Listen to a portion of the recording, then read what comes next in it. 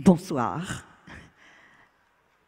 Alors aujourd'hui, après ces deux témoignages, je voudrais vous montrer que c'est pas parce que tout à coup on est un peu plus âgé que le Seigneur ne s'occupe pas de nous. Et même, il s'en est occupé et on s'en aperçoit qu'il s'en occupe toujours. Alors, mon âge, 89 ans.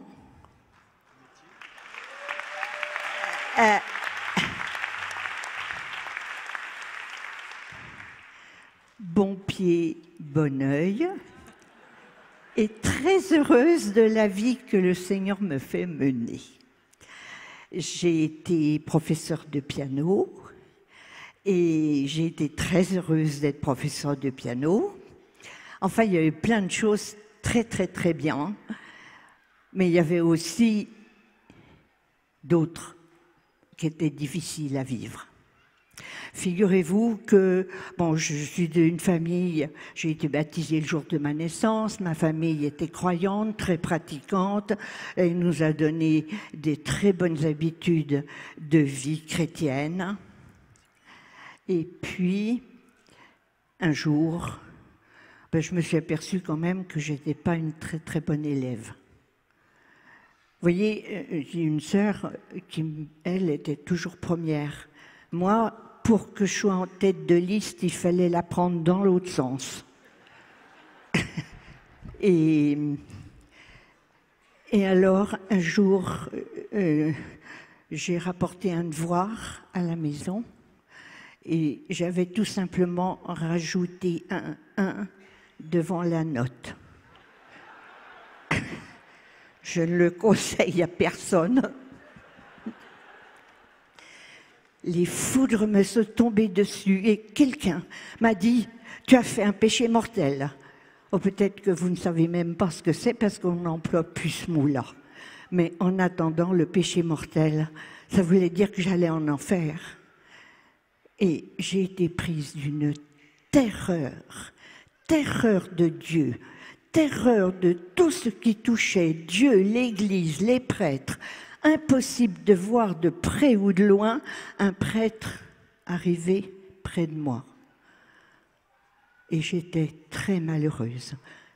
Le seul endroit où je trouvais un peu de paix, c'était dans une église quand elle était vide. J'ai vécu comme ça plusieurs années. Et alors, comme je ne voulais pas le montrer, et que j'étais bien élevée, j'allais à la messe, et j'allais même me confesser. Et pour que ça soit plus facile, j'avais fait une liste, et puis cette liste, elle a duré bien 1 an. C'était plus facile, se retrouver toujours pareil. Et pour moi, ça ne représentait rien. Et puis voilà, je me suis donnée dans mon métier, j'ai été heureuse, j'ai fait vraiment eu des satisfactions énormes avec mes élèves et avec la musique. Et c'était presque un peu un remplacement, je me donnais là où je pouvais me donner.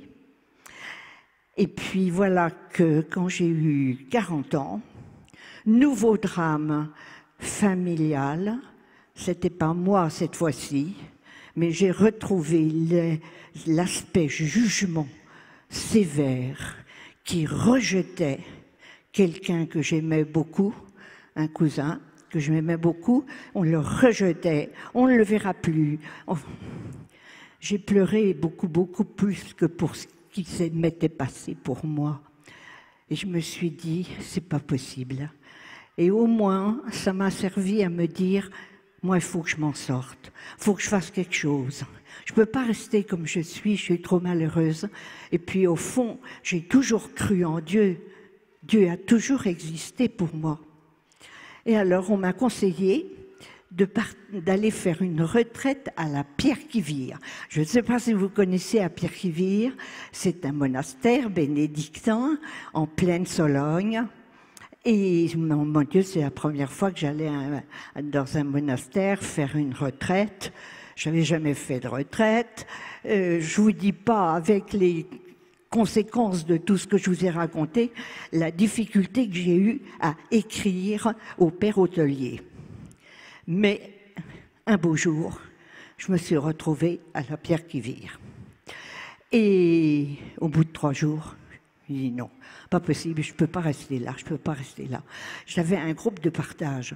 Ce groupe de partage, c'était le moine qui était le théologien du monastère qui s'occupait de nous. La terreur. Je n'osais pas dire un mot, tellement j'étais persuadée que ça serait une bêtise énorme. Alors, c'était peut-être de l'orgueil, mais en tout cas, c'était comme ça. Et puis, donc, je ne disais rien. Alors, vous vous rendez compte, un groupe de prière, un groupe de partage, où quelqu'un ne dit pas un mot, ça ne mettait pas de l'ambiance. Alors, voilà ce qui s'est passé. C'est là où le Seigneur m'a dit, il faut que je fasse quelque chose. Alors, d'abord, il y a eu un enseignement sur Dieu comme Père. C'était la paternité de Dieu. Et on ne m'a pas dit qu'il était si méchant que ça. Ensuite, le Seigneur se sert de tout. Il y a eu le déjeuner avec, bien entendu, de la musique, parce que c'était en silence. Et qu'est-ce qu'ils ont mis? Prélude, chorale et fugue de Franck. Je ne sais pas si vous le connaissez, mais pour moi, d'abord je l'avais travaillé, je le jouais. Ensuite, le choral, c'était la voix de Dieu.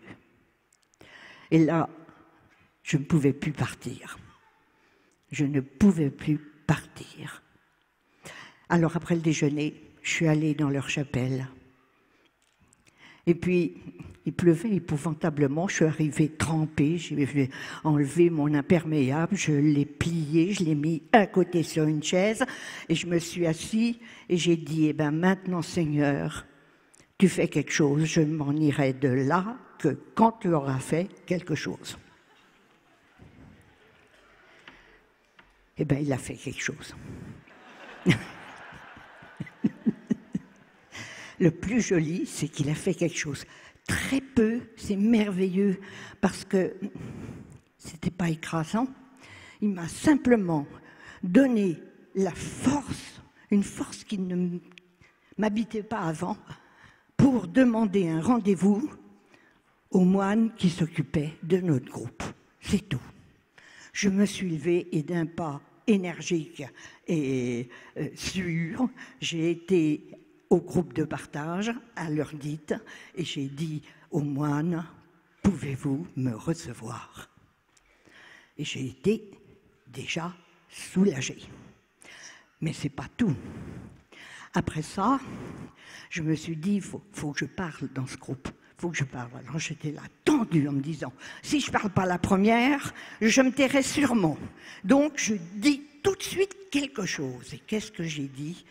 On peut toujours rentrer par la porte de service.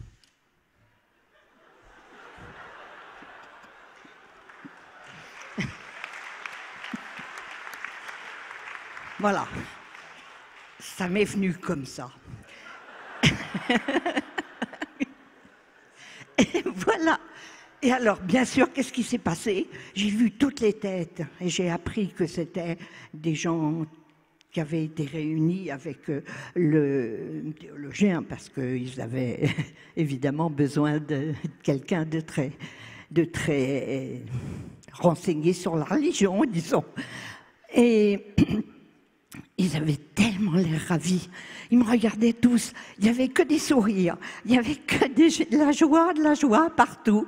Et puis le groupe s'est terminé. Et qu'est-ce que j'ai fait? Je suis sortie de là et devant la chapelle, j'ai dansé.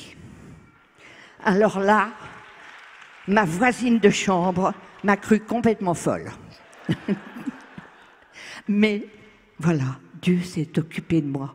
Et qu'est-ce qu'il a fait ce jour-là? Je me souviens très bien, on avait posé la question, vous lisez un texte, vous voyez les groupes de partage, on fait toujours ça, on lit un texte et puis chacun dit ce qu'il pense, s'il croit. Et moi, en moi-même, je disais, je veux bien faire une analyse grammaticale, mais quant à dire ce que je pense, rien. Rien.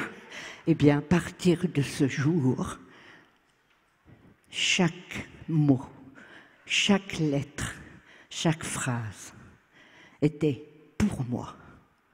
C'était des lettres d'amour et au fond de mon cœur, j'ai entendu cette parole. Je t'aime tel que tu es. Tel que tu es.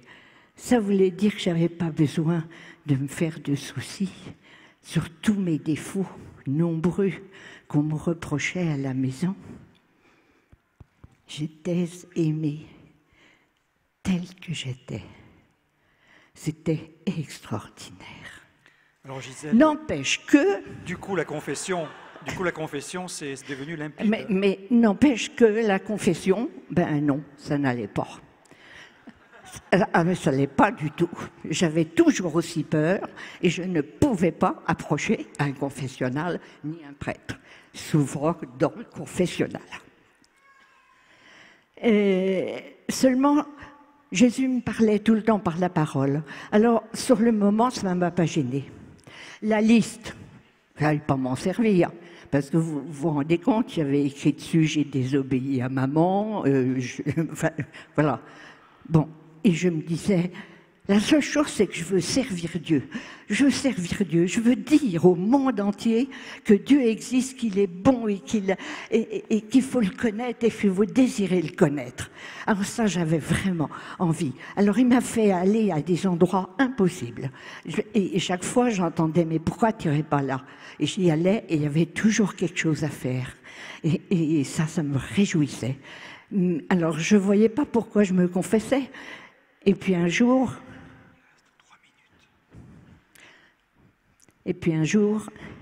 je ne l'ai pas fait.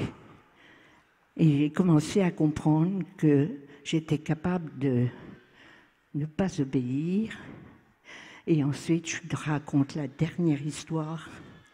C'est que pendant quelque temps, voilà que le Seigneur m'a fait penser, vous allez rire, hein, à mon chien. Oui, j'avais un chien depuis longtemps, parce qu'on en a toujours eu dans la famille. Et ce chien a été malade, gravement malade. Et le vétérinaire m'avait dit qu'il ne pourrait pas être guéri, mais qu'il pouvait vivre. Et moi, je me suis dit que je ne pouvais pas avoir un chien malade, et je l'ai fait piquer. Et voilà que j'ai compris que je m'étais débarrassée de ce chien uniquement parce qu'il me gênait. J'ai compris qu'il y avait du péché en moi et j'ai eu envie d'aller le dire. Et j'ai été le dire et ce jour-là, j'ai été libérée de la peur de dire ce qui se passe en moi et j'ai compris que la confession, c'était aller demander à Jésus, aide-moi à aimer. Et alors ça remonte à quand, ça? Il y a 6 mois.